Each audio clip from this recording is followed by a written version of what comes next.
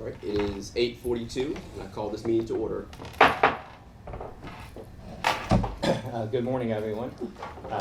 So this morning we're going to do the financial health, and for the old timers are familiar with what that is, but for the newbies, I was going to explain first. We do a financial overview. We don't spend much time after the audit to go through the actual numbers that are produced in the audit, so we take a few minutes and we look at the financial results for the previous fiscal year. And that's good for context as you make decisions for the budget in the new year. So with that, the first financial statement is the balance sheet for the general fund. And you can see here that the first thing that I look at when I look at a balance sheet is, how's cash doing? And that's usually where our eyes go. So I've circled that.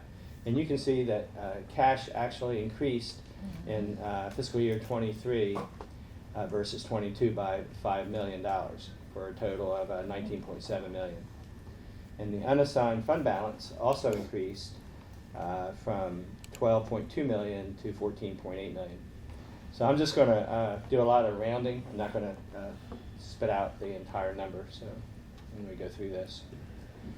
The second screen shows what the financial results were. What were our revenues compared to our expenditures? And you can see in the fiscal year 23, we actually had our revenues exceeded our expenditures by $4.4 million. So I prepare this slide every year. It solves a mystery. Somebody might ask, well, how did we budget the use of surplus of $1.8 million and end up with $4.4 million in the bank, added? And so that mystery is actually provided by this slide.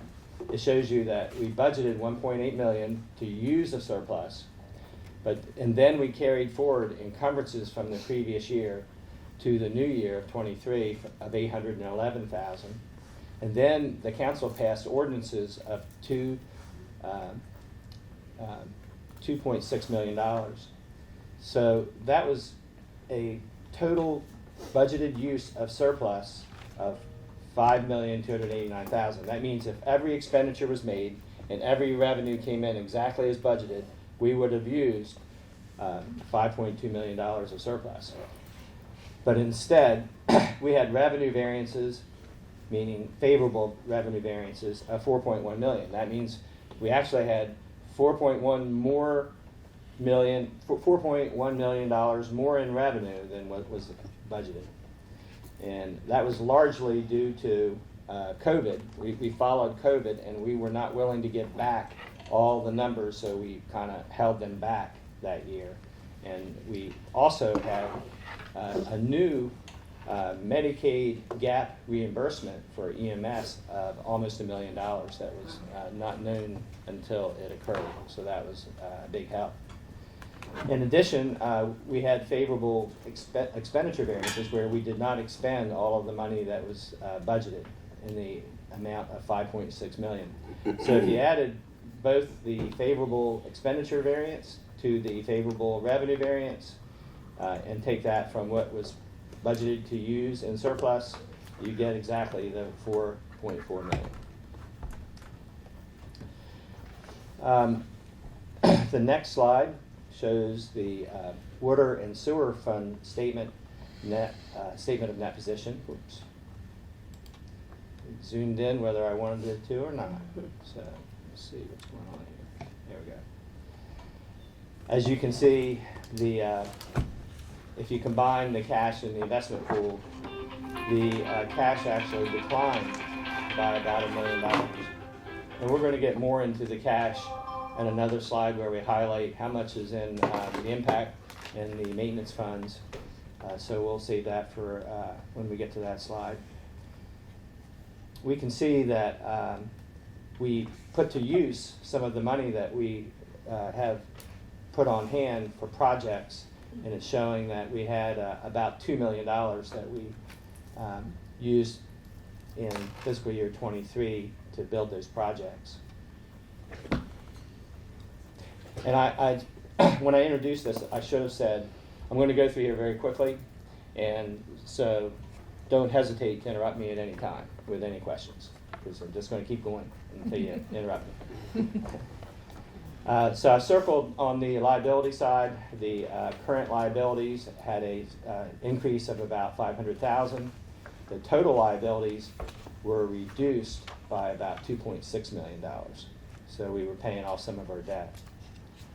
The net position did not change much at all in fiscal year 23. You can see there was a small increase of $220,000. This is the detail of how it changed. The revenues, the charges for services, that means the water sewer revenues increased by $1.4 million. The total operating revenues increased by $806,000. However, the operating expenses also increased by $2 million. So our net operating income actually decreased by $1.4 million. We went from a operating income in 22 of about $445,000 to a loss of $952,000. The bottom line was again about $220,000 of revenues over expenses.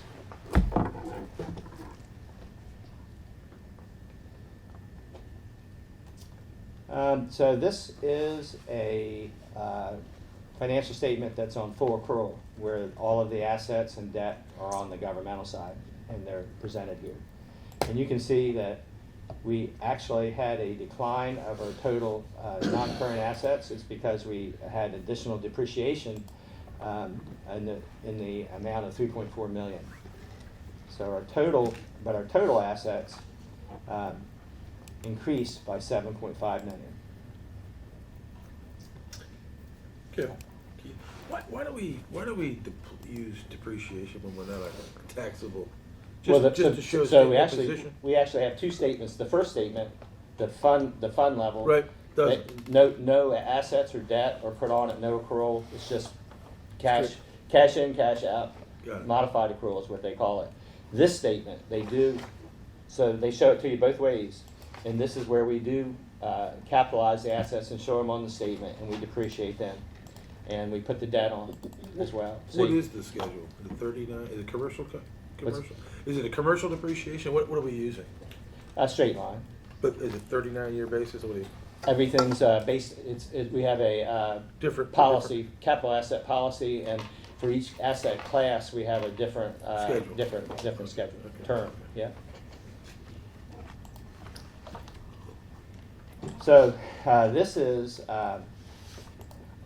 the statement that shows you all of the liabilities. And for folks that haven't seen a governmental statement, there's some big numbers here. You can see where it says post-employment health benefits, that's OPEB. You can see we have an actuary that estimates our liability for our retirement benefits is $13.3 million. So that's put on the books. And our net pension liability is $33 million. So those are some big numbers, and this is just for the governmental funds. This doesn't include the enterprise funds. This is just for governmental. So the total liabilities is $104 million, and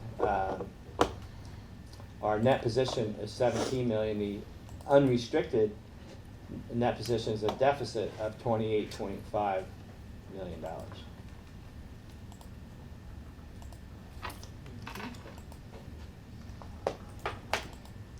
So I'm going to switch gears, and we're going to switch over to the financial health. That was just a review of the audited statements. So now we're going to go over to the financial health.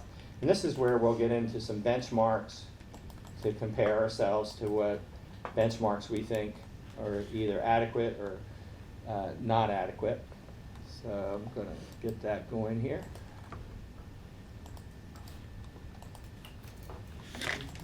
Okay, so this is the first slide with the benchmarks, and you can see it's to evaluate our total fund balance.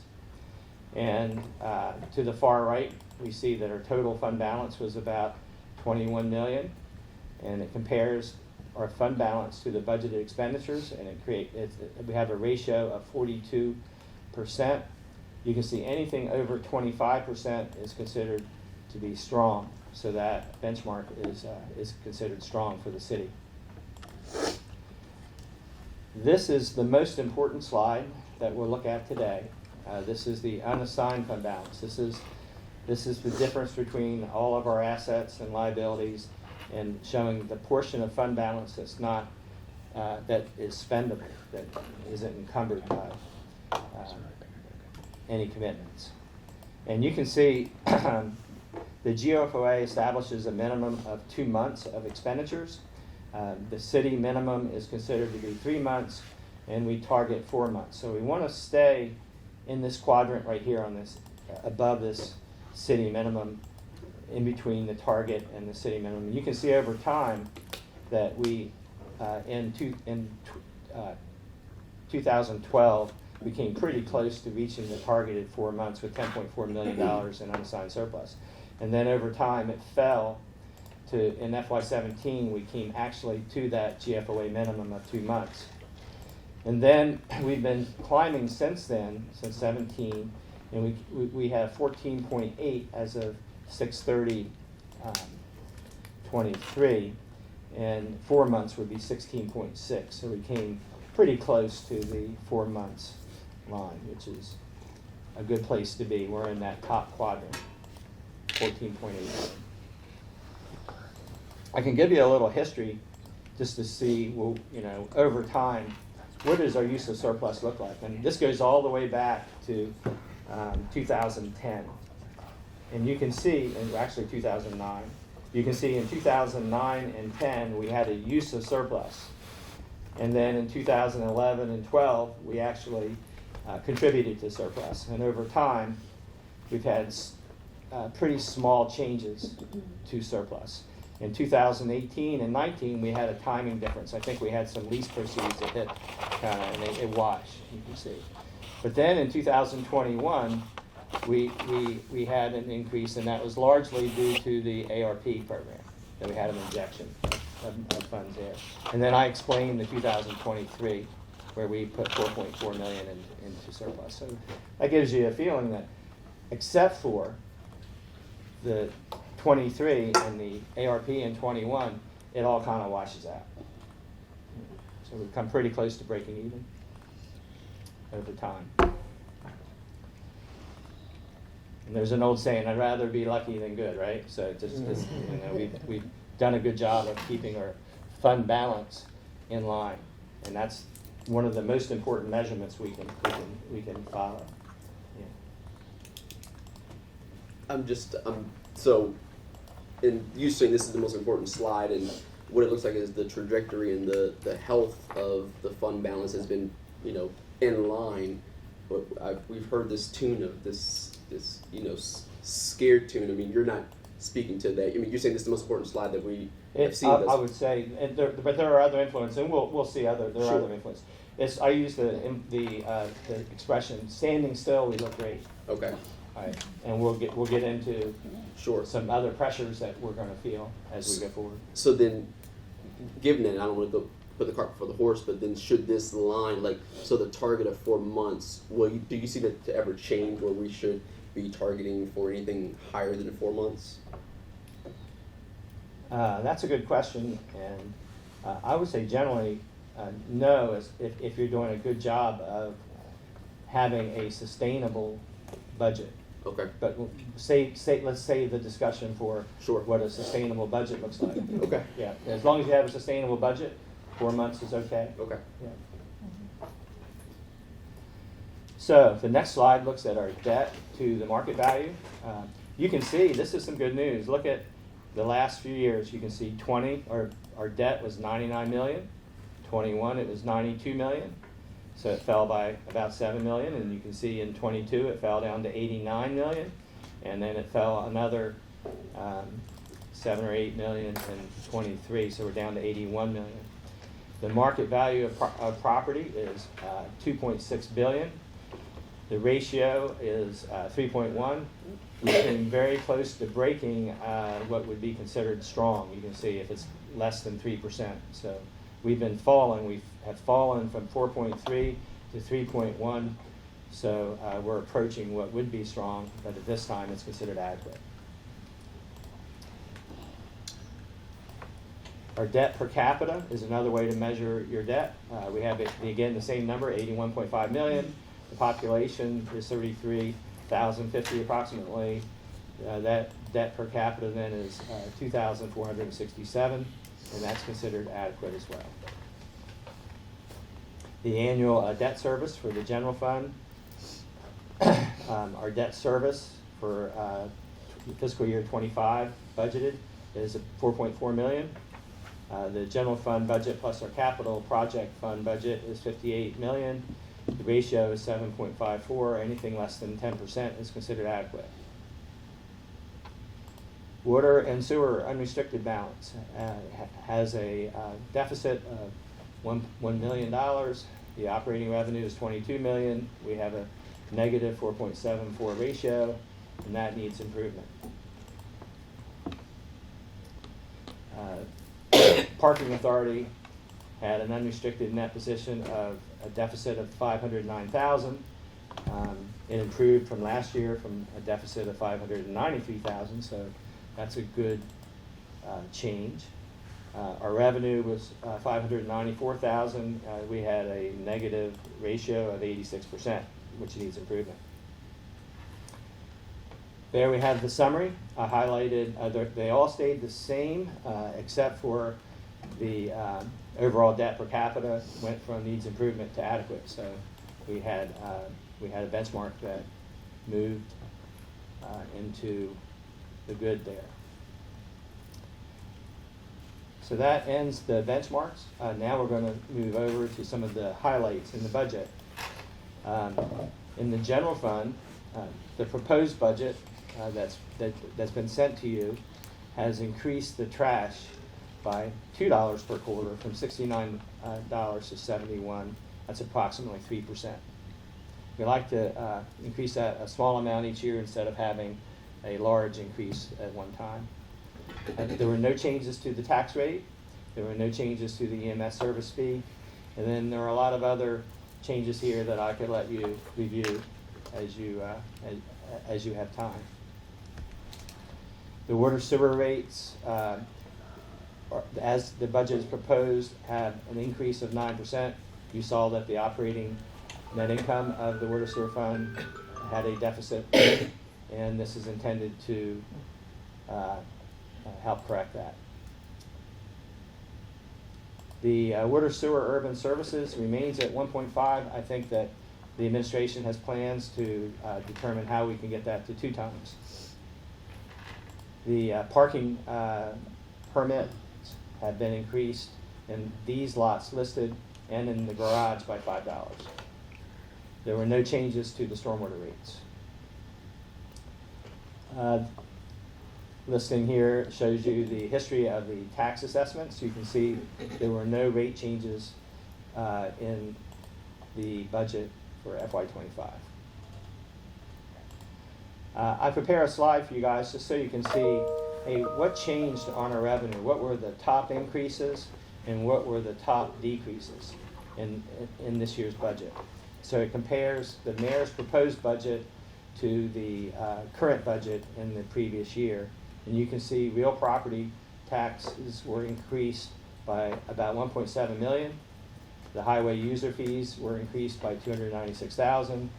The school zone camera came back from a low of 400,000 to an estimated amount of 575,000. We had a small bump in the local income taxes of 150,000.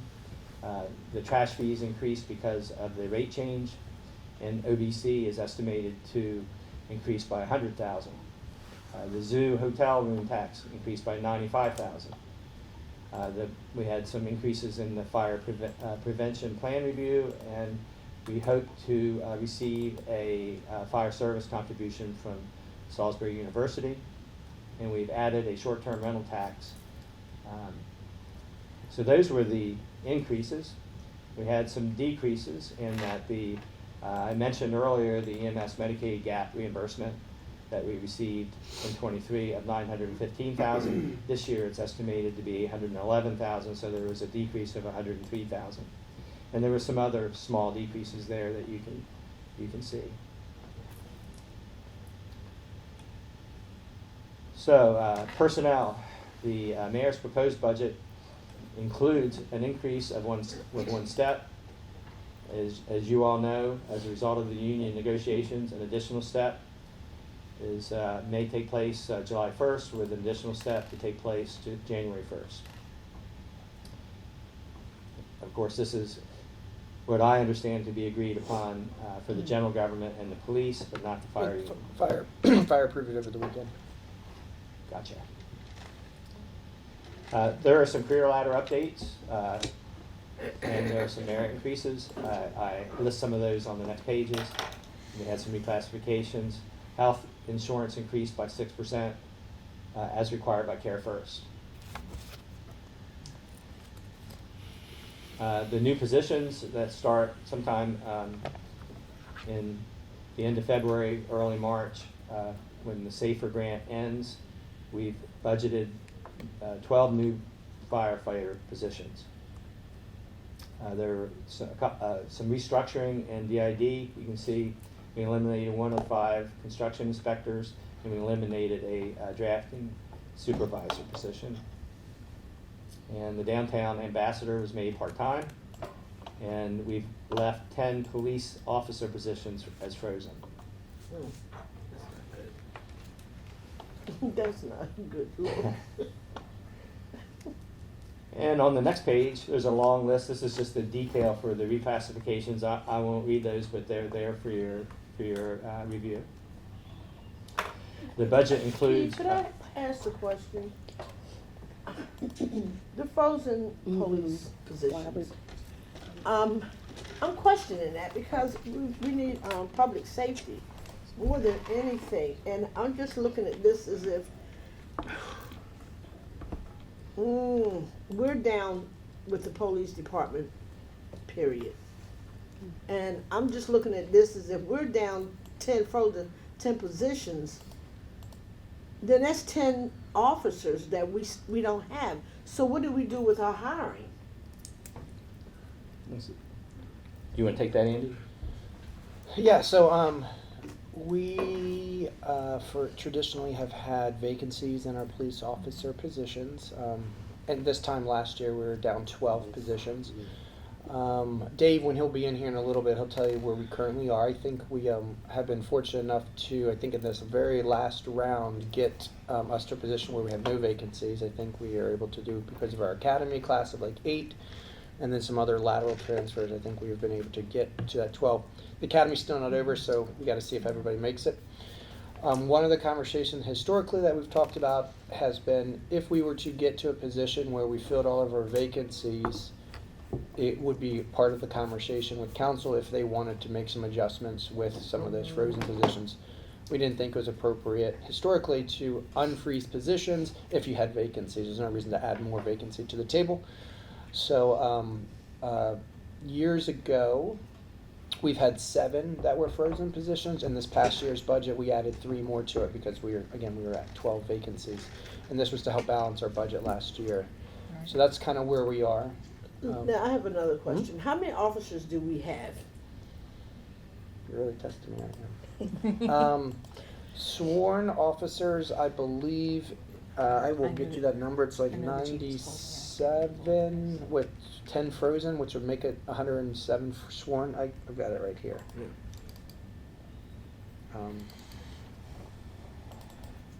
I'll bring up the authorized positions if you want. Yeah, that's what I'm looking at right I now. can bring that up on the screen. You got it on the screen? Yep. Well, I've got it. You know how my eyes are. I'm Yeah, having a little yeah. trouble seeing. I'm scheduled for cataract someday soon. Sworn positions is, Budget book. we have 103 sworn positions with 10 frozen. So, April, to your point, I think one of the things we want to try and play with is an auxiliary force to handle some of the peripheral, which we're kind of inventing as time moves on. Dave, Chief, has been instrumental in trying to get that thing. And I'd like to move to maybe do that. I think that would help around the periphery rather than, it's gonna augment our existing force. And we're not exactly sure what it's gonna look like, but, there's some, other communities are using that and it's helping. Particularly on high volume nights. So, folks that wanna, participate and volunteer and, have a certain range of authority, not a full-fledged officer, but it would help around the peripheral. I understand what you're saying. I remember we had an auxiliary police department before, before.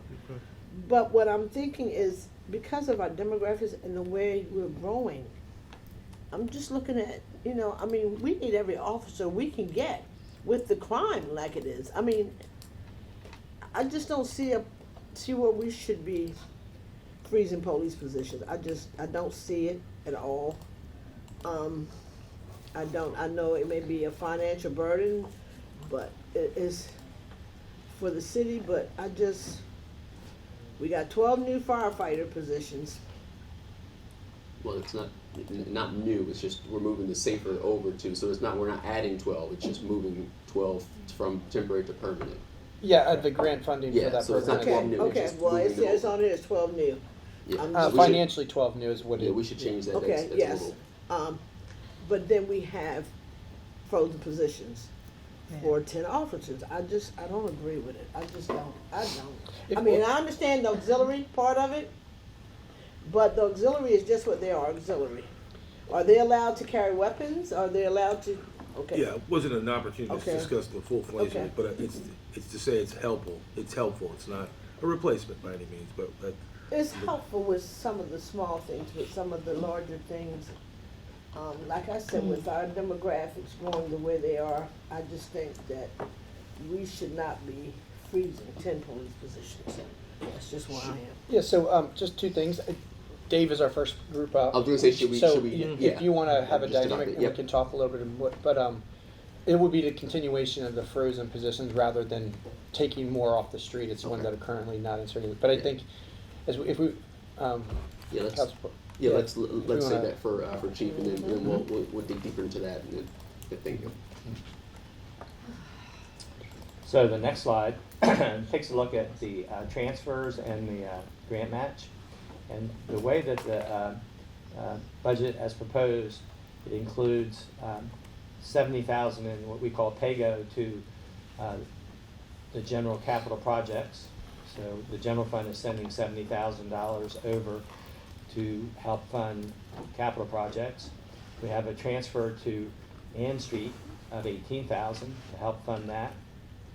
There's grant match for police grants of $88,000 and grant match for field operation grants of $36,000.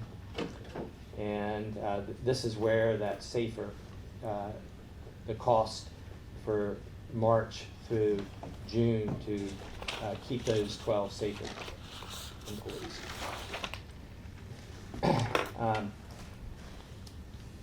So this is probably going to be something that we would discuss later.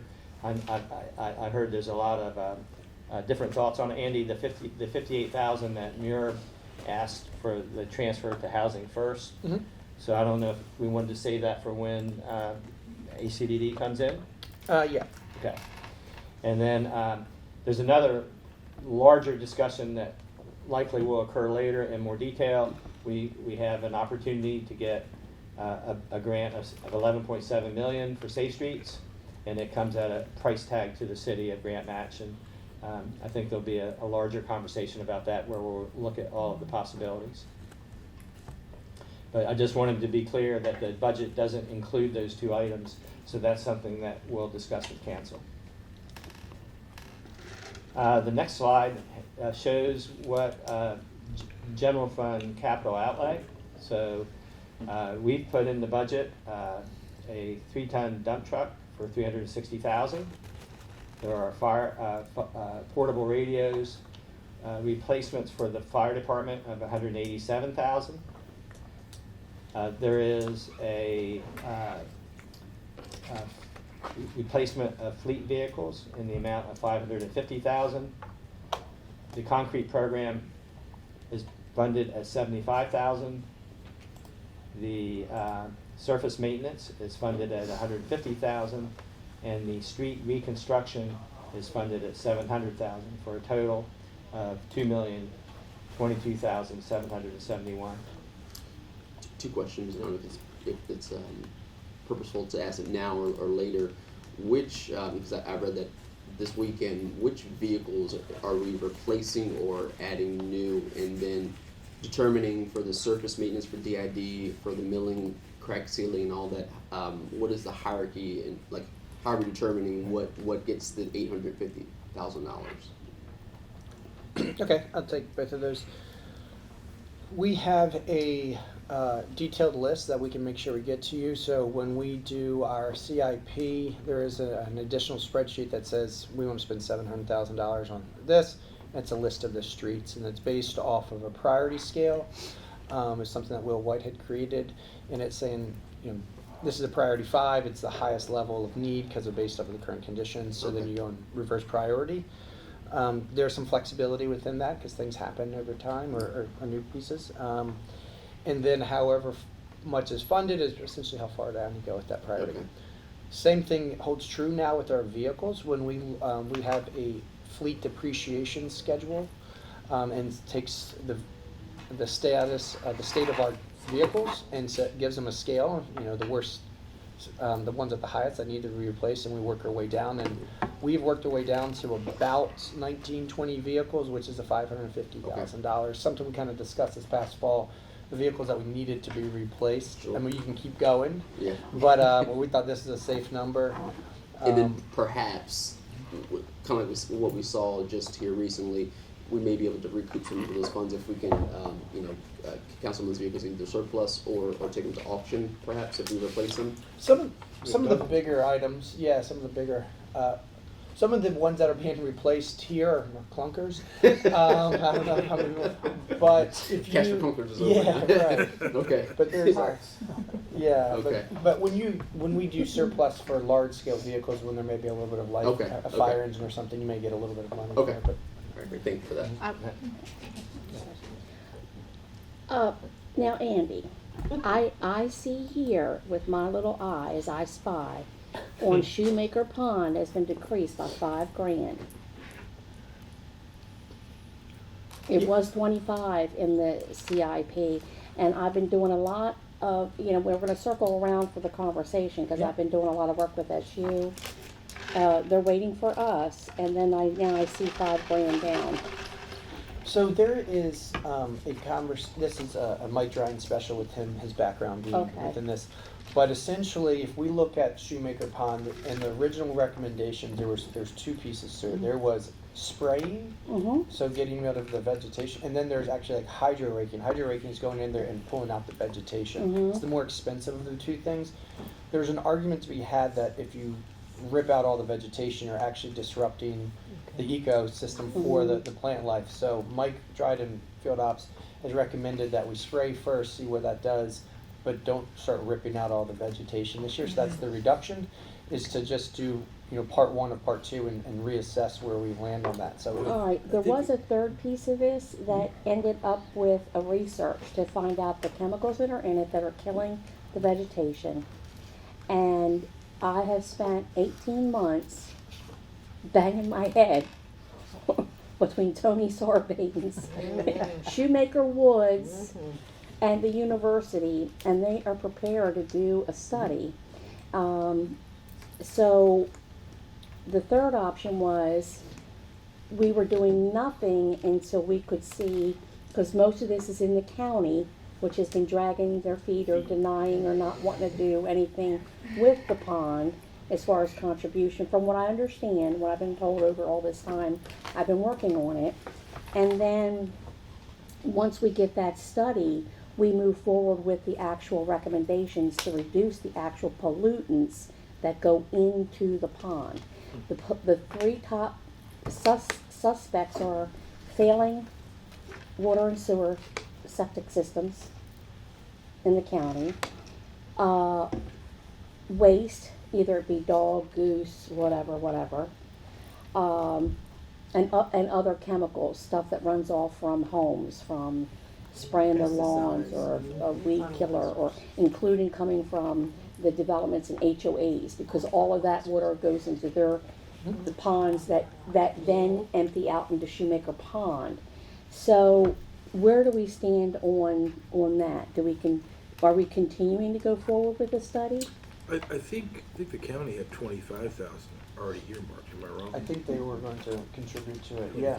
25. And to your point, my understanding is we've been doing this for up until Jake didn't stop it 3 or 4 years ago. So whatever we were using, and these guys are professionals, I don't know, they do this everywhere. I mean, it's a chemical that just simply kills the vegetation. Yeah, I'm aware of that. But I I'm think- sh- But there's what- any but kind the of sta- but- concern. But the issue was, in this 18 to 20 some months conversation was, we knew about the chemical treatment. People were getting to be boo-hooed on the chemical treatment and preferred a research study, which I still think would be extremely helpful to find out. And they would even do, the mapping and everything like this to find out exactly what is polluting that pond. I think the research project is a good plan. Okay. A little bit of spraying chemicals every year is a little bit of a Band-Aid. We are just addressing surface level issues to make it prettier. But if we want to change the health of that pond in general, understanding what is going on, so there's a lot going on there. But yeah, I think we can do both. We can. So you're saying it's not mutually exclusive, not mutually exclusive. So Correct. I'll Yeah, talk because we're with, one and $10,000 the other, right now in the account, so we can actually do a spraying in the next several weeks.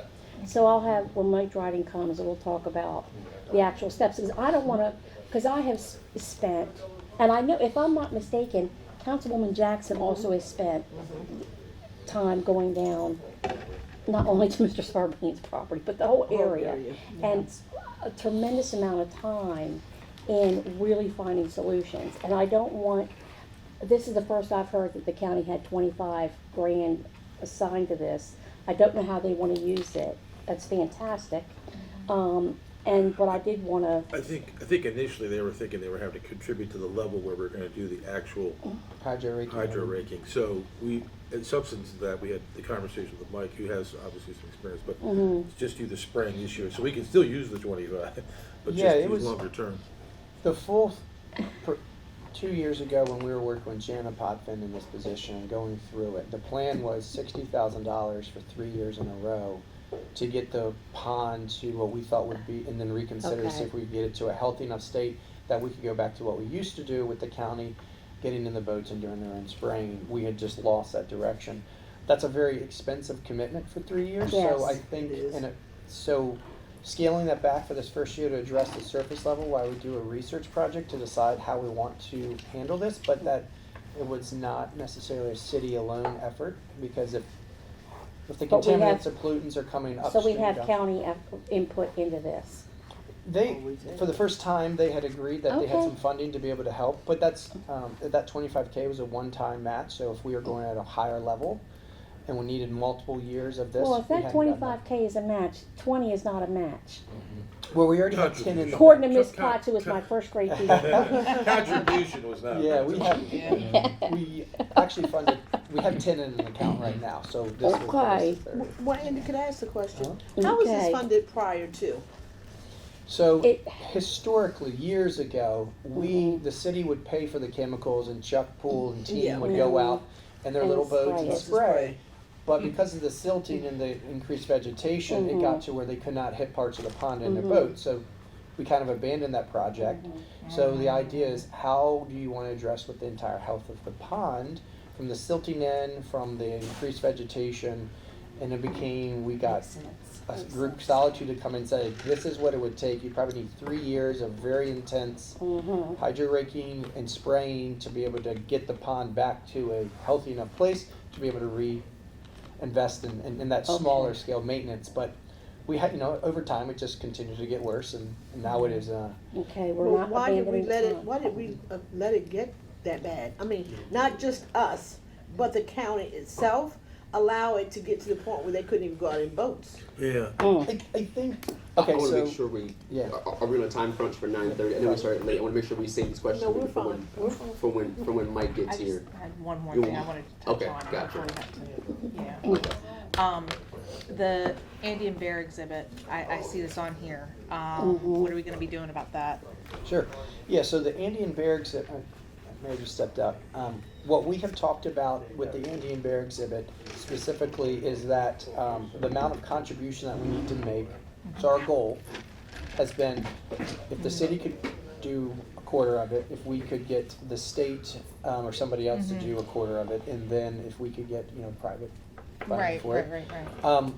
That number is a little bit of a moving target. We did not get the funding in this year's state capital budget. Okay, And we're getting ready to start our capital campaign for some funding. Right. The initial construction price tag was $1 million more than we thought it was going to be. I know. So what we thought is going to be $4 million, the price tag came in about 5.8. So we want to fund it. We want to do Right. it. If we put our first pot of money in and still have 3/4 to go, I call it dusting money. We're just having it there. So when we are ready to move forward, I think that's when we do a special Okay. ordinance to add that funding. Okay, what's the But timeline on that, do we think?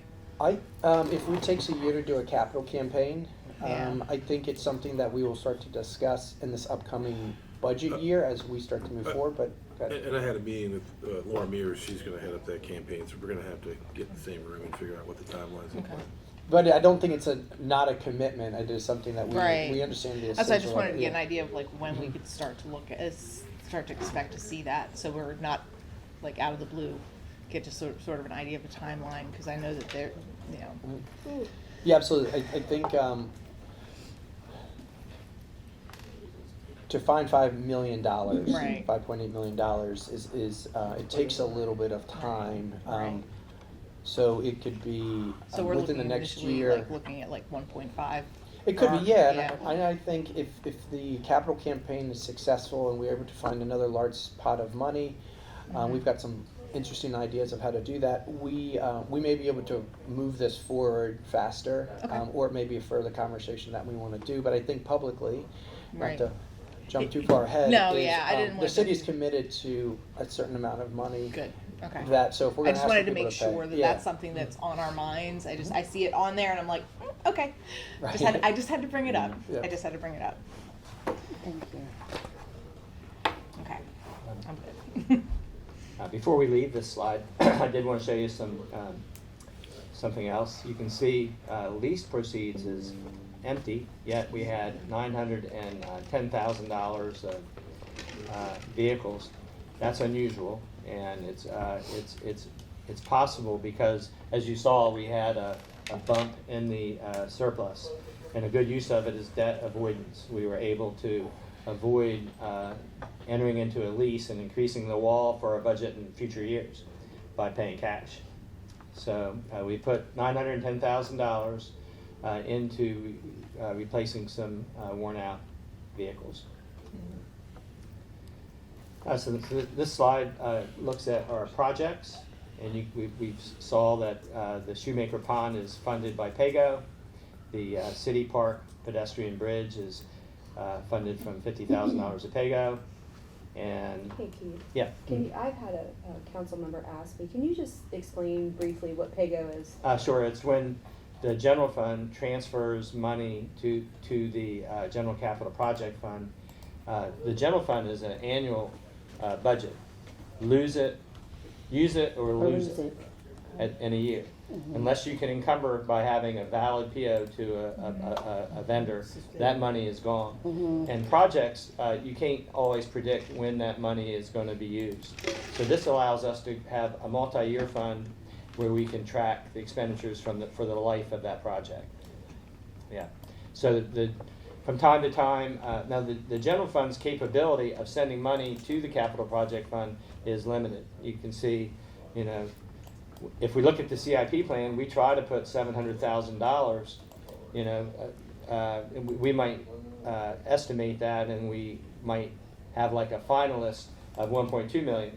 Of what this year we only put 70,000 in. So that's way short of what we would typically expect to put 700,000. But you saw we put $910,000 of vehicles in. So that's where the need was. So that was how that worked out. Otherwise, you'll see that the projects that we were going to fund here as you know, we have moved to 24 so that we don't have a bond. And we'll talk more about that. We've sent to you most of the project details that we've moved out of here and moved them to 24, so we'll get into that later. This line is where that we are asking you to authorize and give an appropriation for the fire engine, but since it takes a couple years for that thing to get here, we don't want $1.3 million sitting on the shelf. As Andy said, that's dusty money. So we'll just process paperwork called a declaration of official intent that lets it still qualify for later reimbursement from a tax-exempt bond, and we won't have debt service on it until it arrives. The next slide. Just real quick, it Yeah. takes 4 years. Whoa, it's growing. The rescue truck, it's not Whoa. supposed to be here 26. 26. Crazy. So you got to order a truck 4 years in advance. It's supposed to be here when? 2026. Something we paid for in FY23. It's beginning 26. And so this $1.3 million truck 7 years. that we want to do in this year's budget, we'll see in 29. Good Lord. Yeah. I don't want to stress anything. So I'm Your just grandkids can take a ride. Yeah, I was gonna say. I was getting ready to say, this is about the schedule of my kids cleaning. Oh my goodness. I would save the details for the capital projects for Waterworks for when Waterworks comes to see you. Yes. Just in total, you know, we have $942,000 in PAYGO. We're reallocating for $585,000. We have bond of $12 million. That would be declaration of official intent. We would not issue it in 25.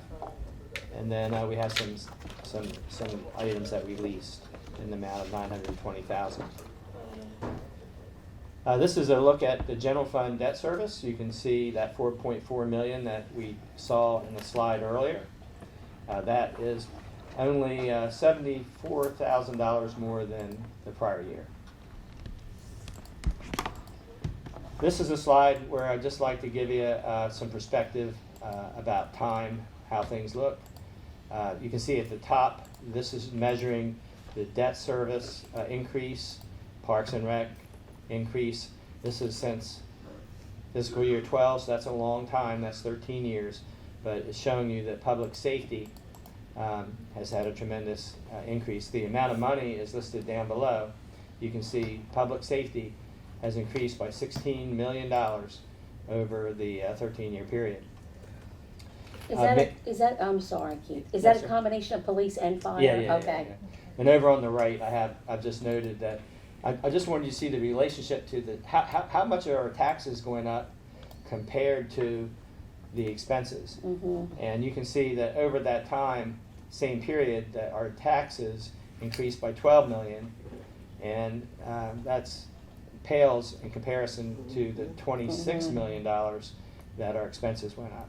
Public safety alone went up $16 million versus our taxes only went up $12 million. So this is one of the things that we'll talk about, where that there's a lot of pressure on a sustainable budget going forward. The next slide shows that I mentioned earlier that the trash fee is proposed to go up from $69 to $71, or a 3% increase. This is showing we didn't have a chance to do another survey this year, so these other jurisdictions were showing the trash fee for last year. But you can see we're still in line at $71 with other jurisdictions. Okay. Okay, the next slide is where I am drilling down, showing you more about where our cash is and how it compares to what our minimum balances are. A while back, we established that for maintenance, we should keep about $1.5 million for emergency maintenance. For opportunities to increase the capacity, we should have in the impact for water, $500,000, and impact for sewer, $500,000, or a total of $2.5 million. The balances in these accounts is shown, and that the revolving, we have $1.2 million, or we're short of our objective of 1.5 million by 250,000. But the impact funds for water is over the minimum by 887,000, and the impact for sewer is over 529,000. So what's relevant is we have a total of 1.1 million that we can put to work. And I've noted that at the council level, we might decide to put that money to work. And so that's maybe a decision that we're going to look at and come and make a recommendation for that. However, the operating, if we minimum is 3 months of operating expenses, that would be 2.7 million. We actually had a deficit of 168,000.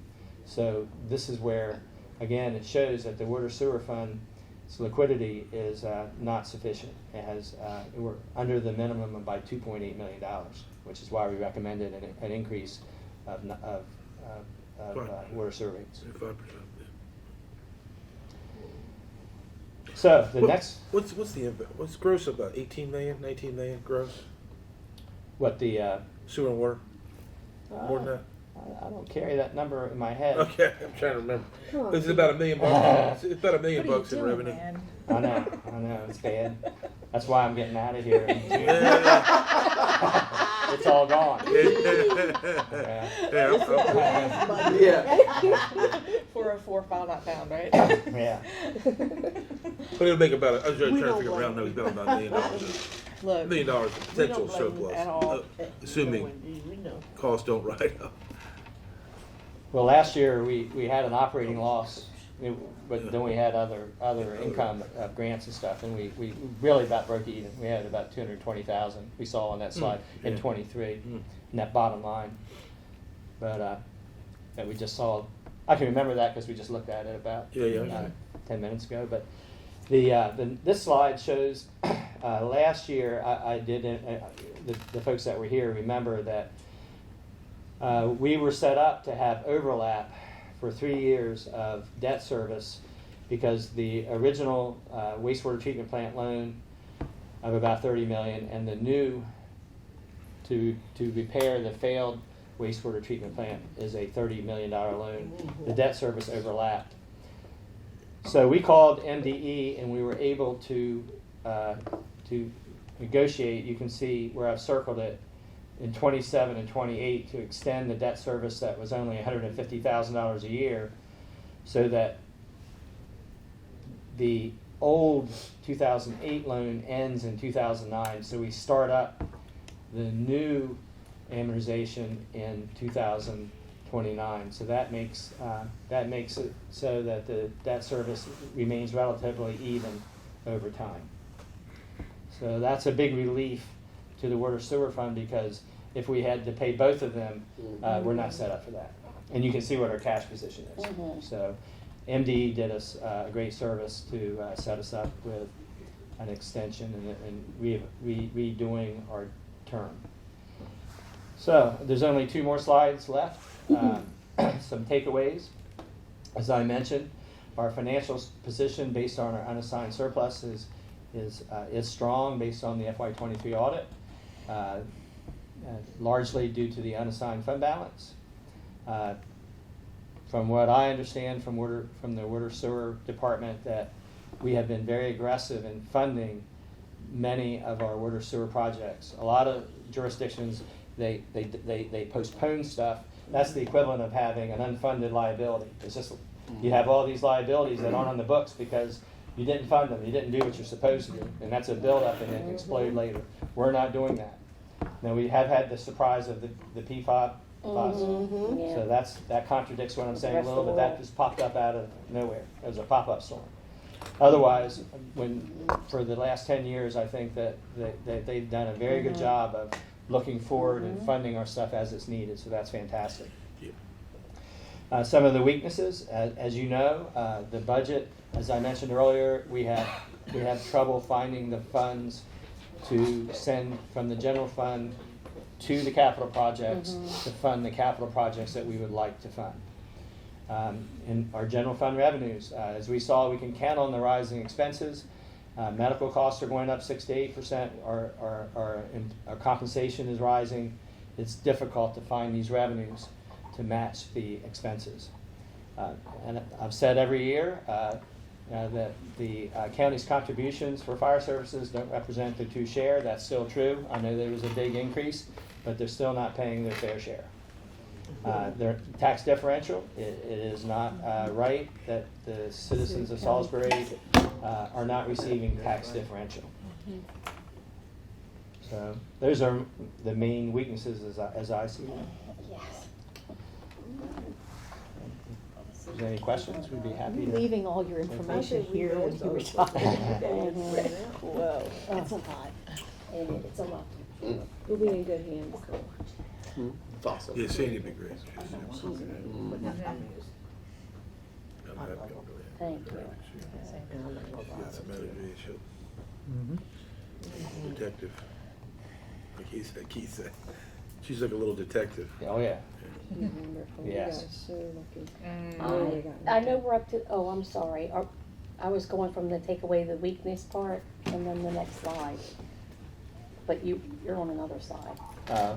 That was the end right there. Oh, okay. Okay, here are my questions and I'll wait for Mayor Taylor to come in because they're definitely gonna be directed to the administration.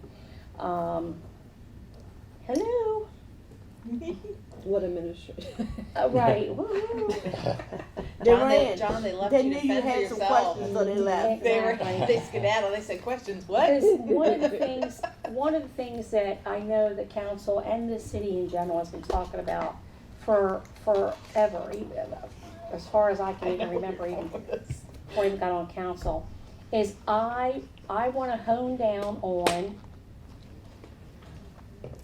the Let's just- fire service agreement, and I wanna hone down on the tax differential. Bing, bing, bing. I am tired of playing around with that. And I'm tired of our citizens having to pay for other people's services. And I'm tired of paying for services that I will never receive. Yep. And when people tell me that Councilwoman that Blake, the taxes in, I don't want you to exhaust your, let's just wait until the administration comes back so that they can hear this full tune. I don't want you to have to repeat this. Yeah. Thank Good. you. So if you would Yeah. just pause and. hello? Yeah, because enough's enough. We need a plan at this point. Are they right out there? I don't know Could where you they're see if they could come in, because we're I don't know if they're out there. diving into police. Yeah, let us yeah. know if you have to use the restroom or excuse yourself politely.